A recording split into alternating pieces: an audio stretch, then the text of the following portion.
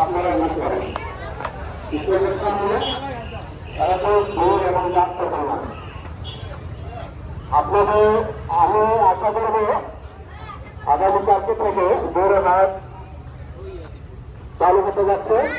আপনারা সকলেই সহযোগিতা করবেন, আপনারা সকলের সহযোগিতা কামনা করছেন।